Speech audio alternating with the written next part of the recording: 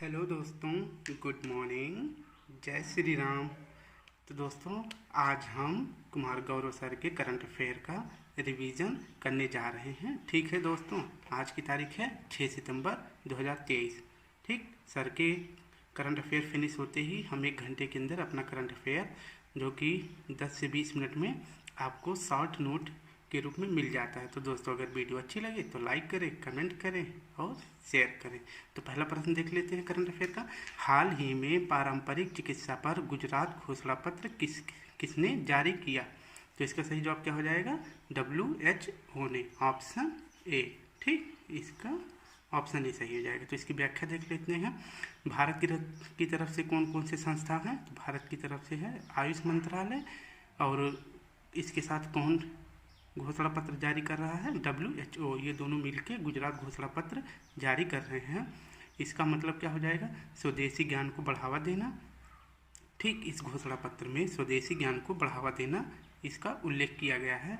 और आयुष मंत्रालय का फुल फॉर्म क्या होता है?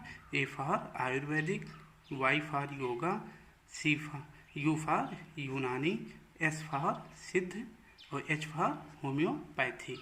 ठीक, तो देख लेते हैं इसका। जो गुजरात में पारंपरिक चिकित्सा का पहला वैश्विक शिखर सम्मेलन कहाँ आयोजित हुआ? गुजरात में।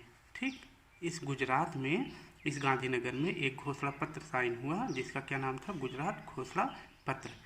इस घोषणा पत्र में कौन कौन से मंत्रालय हैं? भारत की तरफ से आयुष मंत्रालय है और विश्व संगठन WHO, ये दोनों मिलके जो है गुजरात घोषणा पत्र जारी करते हैं। किसके लिए? स्वदेशी ज्ञान को बढ़ावा देने के लिए। ठीक, अब इसका थोड़ा सा व्याख्या देख लेते हैं। WHO की स्थापना कब हुई थी? WHO की स्थापना हुई थी 7 अप्रैल 1948 को। इसका हेडक्वार्टर कहाँ है? जिनेवा में। इसके प्रेजेंट टाइम में हेड कौन है? Doctor Tedros. और WEF वर्ल्ड इकोनॉमिक फोरम, इसका हिंदी हो जाएगा विश्व आर्थिक मंच। इसका मुख्यालय कहाँ है? जिनेवा में। इसकी शीतकालीन बैठक कहाँ हुई थी? दावोस में। ठीक है। और ग्लोबल जेंडर गैप कौन जारी करता है? बताओ। WEF world economic forum report जारी करता है। Global gender gap index gap, इसमें भारत की रैंक क्या है? 127। ठीक है। अब WTO देख लेते हैं। वर्ल्ड ट्रेड ऑर्गेनाइजेशन, इसकी स्थापना कब हुई थी? 1 जनवरी 1995 को। इसका मुख्यालय कहाँ है? जिनेवा में। इसकी हेड कौन है? नांकोजी ओंकाजा इवेला। ठीक। और WWF, इसका फुल फॉर्म क्या होता है? World wild life fund. इसकी स्थापना कब हुई थी? 1961 में। इसका हेडक्वार्टर कहाँ है? इंग्लैंड में। ठीक, इंग्लैंड। और इसका लोगो क्या है? पांडा। ठीक है। नेक्स्ट प्रश्न देखते हैं। गदर पार्टी की स्थापना किसने की थी? तो लाला हरदयाल और सोहन सिंह भाकना। वो कब की थी? 1913 में। कहाँ किए थे? सैन फ्रांसिस्को, USA में। गदर पार्टी की स्थापना लाला हरदयाल और सोहन सिंह भाकना ने किया था सैन फ्रांसिस्को, USA में। अब नेक्स्ट प्रश्न देखते हैं। नील नदी का वरदान किसे कहते हैं? मिस्र को। नील नदी का वरदान किसे कहते हैं? मिस्र को कहते हैं। मिस्र के जो प्रेसिडेंट है कौन है? अब्देल फतेह अल सीसी। ये भारत के गणतंत्र दिवस पे उपस्थित हुए थे। ठीक। और COP27 कहाँ हुआ है? शर्म अल शेख, मिस्र में एक जगह है। तो COP27 का आयोजन कहाँ किया गया था? शर्म अल शेख में। पानी में घुलनशील विटामिन कौन से हैं? पानी में घुलनशील विटामिन है B और C। ठीक, B और C पानी में घुलनशील विटामिन है।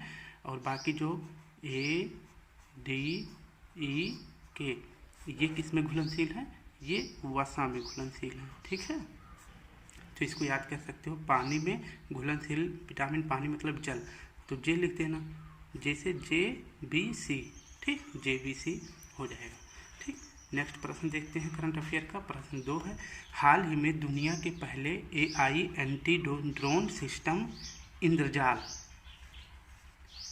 का अनावरण कहाँ किया गया? हाल में दुनिया के पहले AI एंटी ड्रोन सिस्टम, जिसका क्या नाम है? इंद्रजाल, इसका अनावरण कहाँ किया गया? हैदराबाद में। ठीक, हैदराबाद में। तो इसकी व्याख्या देख लेते हैं कि इंद्रजाल क्या है, इससे क्या फ़ायदा है। तो ये फंसाने वाला एक जाल है कि जैसे कोई ऊपर से आक्रमण कर रहा है तो उसमें विभिन्न प्रकार के धुएं ऐसे फव्वारे जैसे उठने लगेंगे इस ड्रोन के माध्यम से, तो जिससे कि जो आतंकवादी या फिर कोई और घटना हो तो उसे वो भ्रमित हो जाए।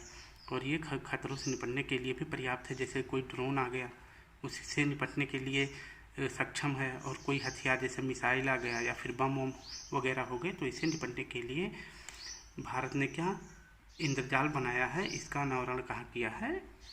हैदराबाद में। इसकी कुल लागत कितनी थी? 5 करोड़। ठीक, 5 करोड़। इसके लल्लन टॉप को देख लेते हैं। एशिया की सबसे लंबी नदी कौन सी है? यांगटीसी। ये कहाँ पे है? चीन में। और चीन के का जो शहर है संघाई, ये इसी के किनारे स्थित है। यांगटीसी एशिया की सबसे लंबी नदी है और संघाई शहर इसी नदी के किनारे स्थित है। और एक प्रश्न और बनता है इससे कि 3 जॉर्ज डैम किस नदी पर बना है? तो यांगटीसी नदी पर। ठीक है। और पृथ्वी के फेफड़े किसे कहते हैं? तो पृथ्वी के फेफड़े अमेजॉन वर्षावन को कहते हैं। और ये अमेजॉन वर्षावन किस महाद्वीप में? दक्षिण अमेरिका महाद्वीप में। अब हम अपने नेक्स्ट प्रश्न को देखते हैं। तो प्रश्न 3 है करंट अफेयर का। हाल ही में कनाडा से अंतर्राष्ट्रीय क्रिकेट खेलने वाली पहली ट्रांसजेंडर क्रिकेटर कौन है? ट्रांसजेंडर मतलब अब वो अपने जेंडर को चेंज करवा लिए हैं। पहले वो पुरुष थे जन्म के टाइम पे, बट अब वो क्या हो गए? महिला बन गए हैं। तो वो कनाडा के हैं, इंटरनेशनल क्रिकेट मैच खेलते हैं। ठीक है। तो उनका नाम क्या है? डेनियल मैकगैही। ऑप्शन बी सही है। ठीक। तो कौन से हैं ये? ट्रांसजेंडर का क्या नाम है? डेनियल मैकगैही। ये कनाडा की हैं। ये जन्म के समय पुरुष थे, लेकिन अब ये प्रेजेंट टाइम पे अपना जेंडर चेंज करवा के महिला बन गई हैं और इंटरनेशनल क्रिकेट खेलती हैं। ठीक है। अब हम अपने लल्लन टॉप प्रश्न को देख लेते हैं। तराइन का प्रथम युद्ध कब हुआ था? 1991 में। ठीक। और तराइन का द्वितीय युद्ध कब हुआ था? 1192 में। 2 युद्ध हुआ था तराइन का। तो इसमें पहले वाले में कौन जीता था? पृथ्वीराज तृतीय जीते थे और गोरी हार गया था। बट दूसरे वाले में गोरी जीत गया था और पृथ्वीराज हार गए थे। ठीक है। रैमन मैग्सेसे अवार्ड पाने वाले पहले व्यक्ति कौन थे? और रैमन मैग्सेसे अवार्ड की स्थापना कब हुई थी? 1957 को। ठीक। जैसे ही उसकी स्थापना हुई उसके नेक्स्ट ईयर पहले भारतीय किसको मिला था? विनोबा भावे को। और ये भारत के पहले सत्याग्रही भी थे। भारत के पहले सत्याग्रही, व्यक्तिगत सत्याग्रही कौन थे? तो ये विनोबा भावे थे।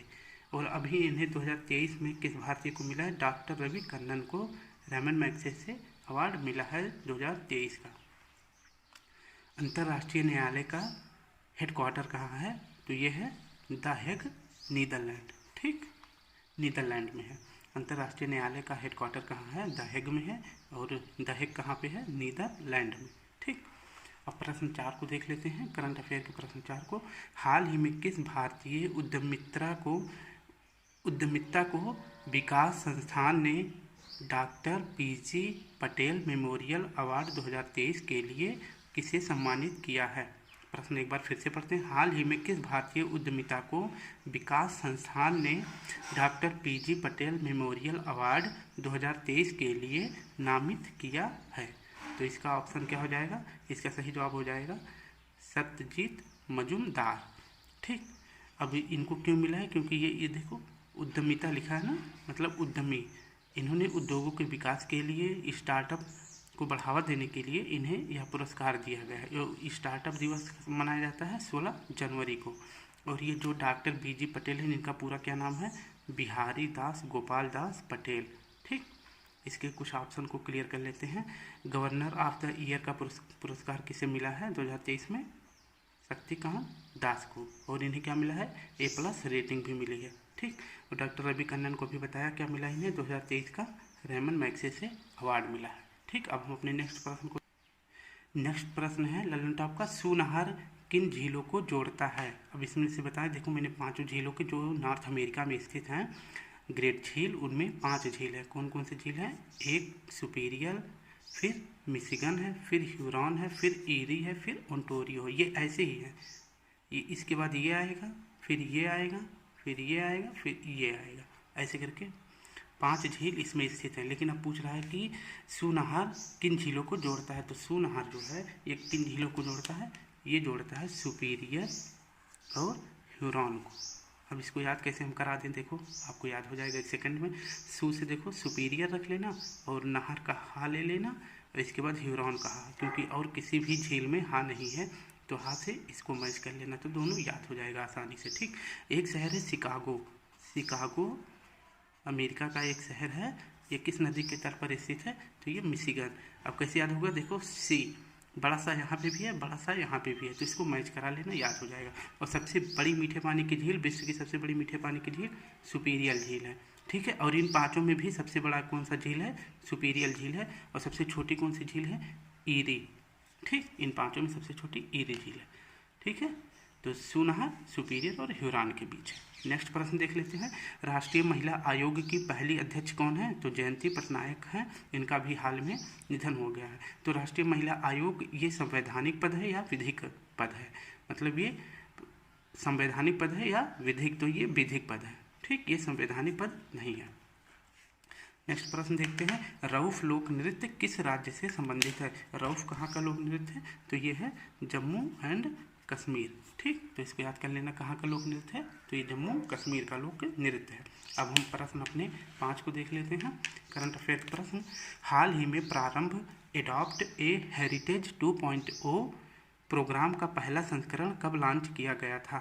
एडॉप्ट ए हेरिटेज 2.0 का पहला संस्करण कब लॉन्च किया गया था, 2017 में। ठीक, इसकी व्याख्या देख लेते हैं। इसकी व्याख्या, और इसे लॉन्च किसने किया था, तो भारतीय पुरातत्व सर्वेक्षण ने लॉन्च किया था, जो कि इसके जनक कौन थे। जब इसकी स्थापना हुई थी तो अलेक्जेंडर कनिंघम थे, और इसकी स्थापना कब हुई थी, 1861 में। भारतीय पुरातत्व सर्वेक्षण के जनक कौन थे, अलेक्जेंडर कनिंघम। इसकी स्थापना 1961 में हुई थी, और इसका मुख्यालय कहाँ है, कलकत्ता में। तो पूछे कि एडॉप्ट ए हेरिटेज 2.0 प्रोग्राम का पहला संस्करण कब लॉन्च किया गया था, तो 2017 में। ठीक है, अब देख लेते हैं कि भारतीय पुरातत्व सर्वेक्षण ने एक ऐप लॉन्च किया है जिसका क्या नाम है, भारतीय विरासत ऐप। इसका क्या मतलब है, ये हेरिटेज भारत में जहाँ जहाँ होंगे उसकी जानकारी इस ऐप पे अवेलेबल होगी। और एक ऐप लॉन्च किया है, एक ये ऐप लॉन्च किया है और एक ये, और इसका क्या नाम है, ई अनुमति ऐप। मतलब आपको किसी भी हेरिटेज में जाके अगर शूटिंग करना है, फ़ोटो खींचना है, या कुछ भी कोई भी गतिविधि करनी है, तो इस ऐप पे साइन करके परमिशन लेना पड़ेगा। ठीक है, इसके लल्लन टॉप को देख लेते हैं। काला जार रोग किस कारण होता है, तो काला जार रोग परजीवी या प्रोटोजोआ से होता है। ठीक है, परजीवी या प्रोटोजोआ से होता है। इसकी वाहक कौन है, सैंड फ्लाई। और बिडाल टेस्ट किस रोग में किया जाता है, बिडाल टेस्ट किस रोग में किया जाता है, बिडाल टेस्ट टाइफाइड में किया जाता है, यानी मियादी बुखार में। बिडाल टेस्ट ये किस वायरस से होता है, जो टाइफाइड है, टाइफाइड जीवाणु से होता है। ठीक, नेक्स्ट प्रश्न को देखते हैं। डैश को विधानसभा का 17 अवसान करने की शक्ति होती है, मतलब विधानसभा में जो 17 अवसान होता है उसकी शक्ति किसके पास होती है, तो उसकी शक्ति होती है गवर्नर में, यानी राज्यपाल में। अब देख लेते हैं कि अगर केंद्र में है तो उसमें विधानसभा की शक्ति किसके पास होती है। जैसे विधानसभा केंद्र में जो होते हैं लोकसभा होता है, तो इसको भंग करने की या फिर उसको आहूत करने की या समाप्त करने की शक्ति प्रेसिडेंट में होती है, अनुच्छेद 85 के तहत। और राज्यसभा में क्या होता है, मतलब स्टेट में जो विधानसभा है इसका 17 आहूत या 17 अवसान कौन करता है, गवर्नर करते हैं। ठीक है, अब हम प्रश्न 4 को देख लेते हैं। डीपीटी और एमएमआर का टीका किस रोग में लगाया जाता है। डीपीटी मतलब डिप्थीरिया, पी से हो गया पॉलिसिस और टी का मतलब होगा टीटनस। इन तीनों के लिए डीपीटी का टीका लगता है, और एमएमआर के लिए मीजल्स, मम्स और रुबेला के लिए ये टीके लगते हैं, एमएमआर का टीका लगता है। ठीक है, और अब हम करंट अफेयर क्वेश्चन 6 देख लेते हैं। प्रतिवर्ष राष्ट्रीय शिक्षक दिवस कब मनाया जाता है, तो इसका सही जवाब क्या हो जाएगा, 5 सितंबर। इसकी व्याख्या देख लेते हैं क्यों मनाया जाता है। ये डॉक्टर सर्वपल्ली राधाकृष्णन के जन्म दिवस पे मनाया जाता है। और डॉक्टर सर्वपल्ली राधाकृष्णन क्या थे, शिक्षक थे और दार्शनिक भी थे। ये भारत के पहले उपराष्ट्रपति थे जो लगातार 2 बार बने हैं। इसके बाद जब सेकंड बार ये बने तो क्या बन गए, डायरेक्ट ये राष्ट्रपति भी बने हैं। इन्हें 1954 में भारत रत्न मिला है, और भारत रत्न की स्थापना भी 1954 में हुई थी।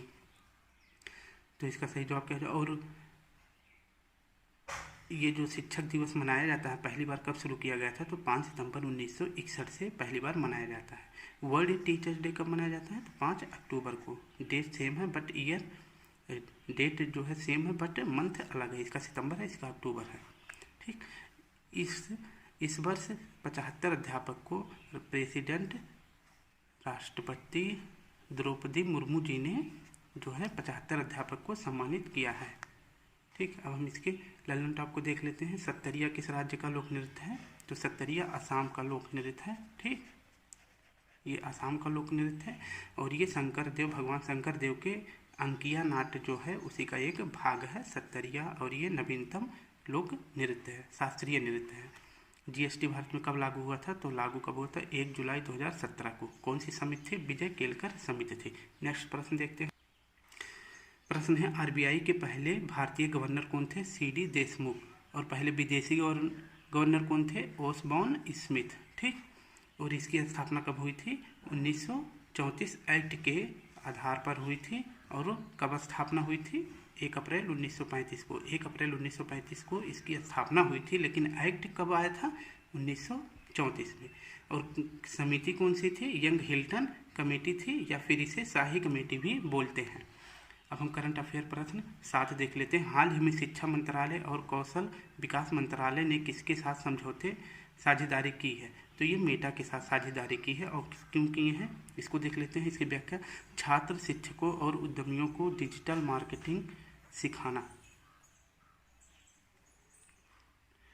तो कितने साल के लिए सिखाएंगे, 3 साल के लिए सिखाया जाएगा। किसको, छात्र को, शिक्षक को और उद्यमियों को क्या सिखाया जाएगा, डिजिटल मार्केटिंग कैसे की जाती है ये सिखाया जाएगा।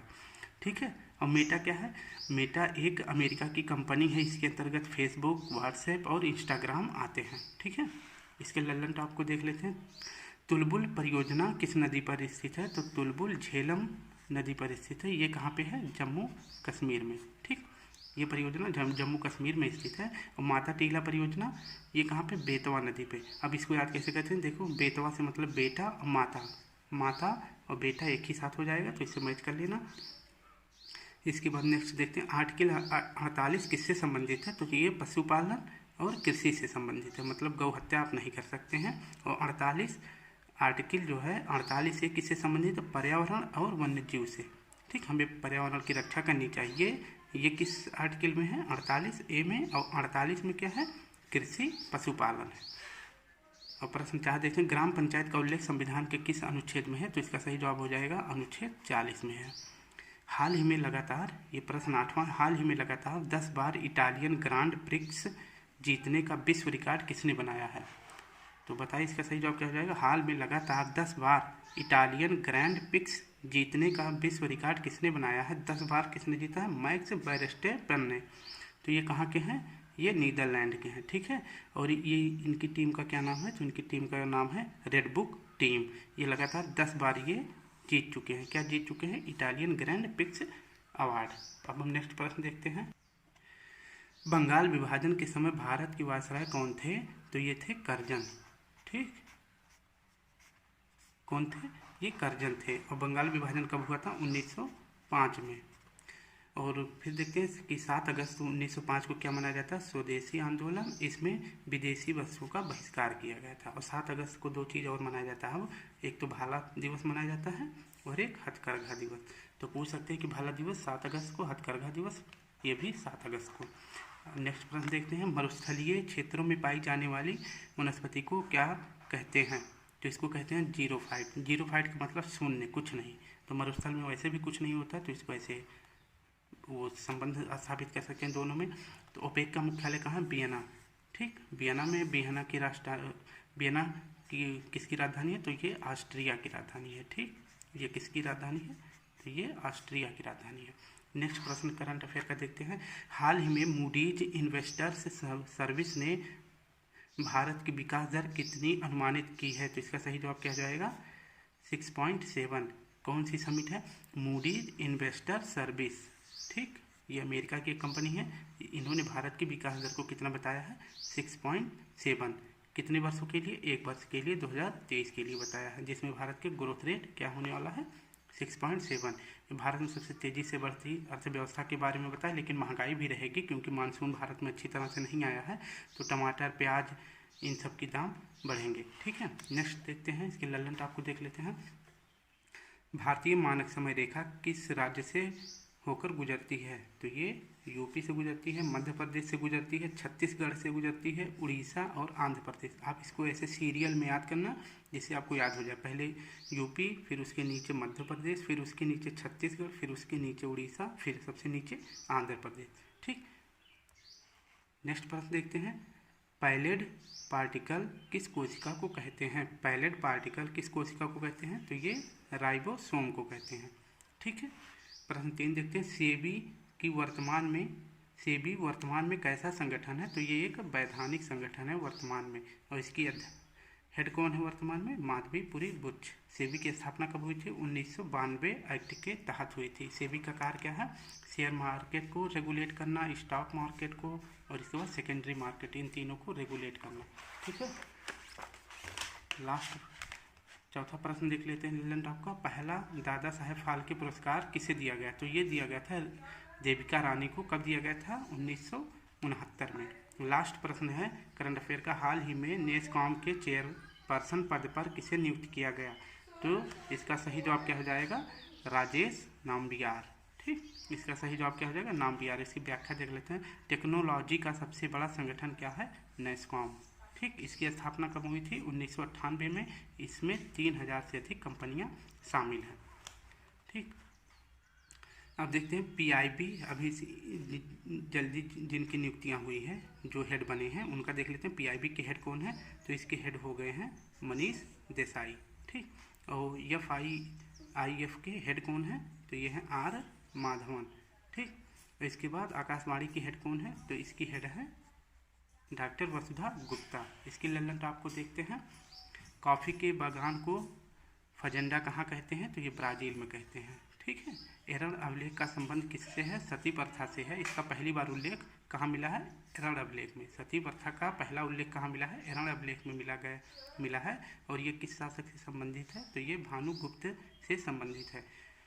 अब इसके बाद लल्लन टॉप का आखिरी प्रश्न देख लेते हैं। काठमांडू कलिंग साहित्य महोत्सव कहाँ संपन्न हुआ? काठमांडू कलिंग महोत्सव कहाँ संपन्न हुआ? तो ये काठमांडू में ही संपन्न हुआ, जो कि नेपाल की राजधानी है। तो दोस्तों, अगर वीडियो अच्छी लगे तो लाइक करें, कमेंट करें, दोस्तों के साथ शेयर करें। जय हिंद, जय भारत।